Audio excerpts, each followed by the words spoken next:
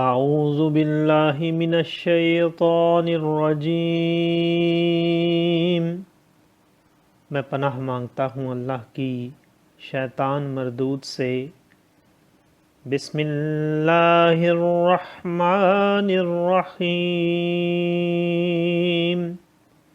اللہ کے نام سے شروع جو نہایت مہربان رحم والا۔ وَإِذَا طَلَّقْتُمُ النِّسَاءَ فَبَلَغْنَ أَجَلَهُنَّ فَلَا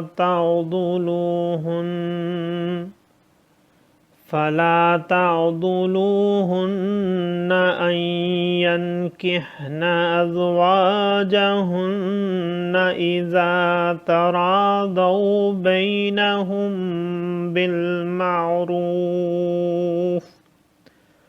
ذَلِكَ يُوعَظُ بِهِ مَن كَانَ مِنكُمْ يُؤْمِنُ بِاللَّهِ وَالْيَوْمِ الْآخِرِ ذَلِكُمْ أَزْكَىٰ لَكُمْ وَأَطْهَرُ وَاللَّهُ يَعْلَمُ وَأَنتُمْ لَا تَعْلَمُونَ۔ وَالْوَالِدَاتُ يُرْضِعْنَ أَوْلَادَهُنَّ حَوْلَيْنِ كَامِلَيْنِ لِمَنْ أَرَادَ أَنْ يُتِمَّ الرَّضَاعَةَ ۚ وَعَلَى الْمَوْلُودِ لَهُ رِزْقُهُنَّ وَكِسْوَتُهُنَّ بِالْمَعْرُوفِ لا تكلف نفس إلا وسعها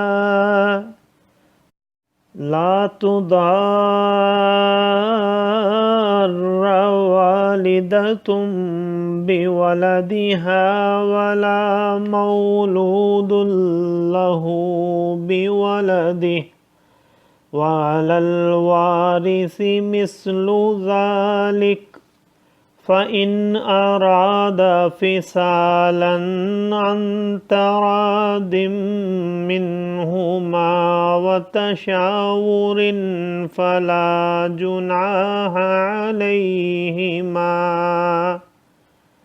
وَإِنْ أَرَدتُّمْ أَنْ تَسْتَرْضِعُوا أَوْلَادَكُمْ فلا جناح عليكم إذا سلمتم ما آتيتم بالمعروف واتقوا الله واعلموا أن الله بما تعملون بصير۔ صدق اللہ العظیم۔ اور جب تم عورتوں کو طلاق دو اور ان کی میعاد پوری ہو جائے تو اے عورتوں کے والیو انہیں نہ روکو اس سے کہ اپنے شوہروں سے نکاح کر لیں جبکہ آپس میں موافق شرع رضامند ہو جائیں۔ یہ نصیحت اسے دی جاتی ہے جو تم میں سے اللہ اور قیامت پر ایمان رکھتا ہو۔ یہ تمہارے لیے زیادہ ستھرا اور پاکیزہ ہے اور اللہ جانتا ہے اور تم نہیں جانتے۔ اور مائیں دودھ پلائیں اپنے بچوں کو پورے 2 برس اس کے لیے جو دودھ کی مدت پوری کرنی چاہے، اور جس کا بچہ ہے اس پر عورتوں کا کھانا اور پہننا ہے حسب دستور۔ کسی جان پر بوجھ نہ رکھا جائے گا مگر اس کے مقدور بھر۔ ماں کو ضرر نہ دیا جائے اس کے بچہ سے اور نہ اولاد والے کو اس کی اولاد سے۔ یا ماں ضرر نہ دے اپنے بچہ کو اور نہ اولاد والا اپنی اولاد کو، اور جو باپ کا قائم مقام ہے اس پر بھی ایسا ہی واجب ہے۔ پھر اگر ماں باپ دونوں آپس کی رضا اور مشورے سے دودھ چھڑانا چاہیں تو ان پر گناہ نہیں، اور اگر تم چاہو کہ دائیوں سے اپنے بچوں کو دودھ پلواؤ تو بھی تم پر مضائقہ نہیں، جبکہ جو دینا ٹھہرا تھا بھلائی کے ساتھ انہیں ادا کر دو، اور اللہ سے ڈرتے رہو اور جان رکھو کہ اللہ تمہارے کام دیکھ رہا ہے۔ صدق اللہ العظیم۔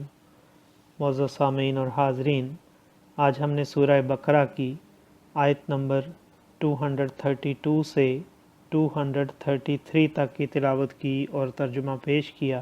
اللہ تعالیٰ قبول و منظور فرمائے۔ اللہ تعالیٰ میں قرآن پاک کو پڑھنے، سننے، سمجھنے اور اس کے احکامات اور تعلیمات پر عمل کی توفیق عطا فرمائے۔ دوران تلاوت اور ترجمہ اگر کوئی غلطی رہ گئی ہو تو اللہ تعالیٰ میں معاف فرمائے۔ آمین۔ جزاک اللہ۔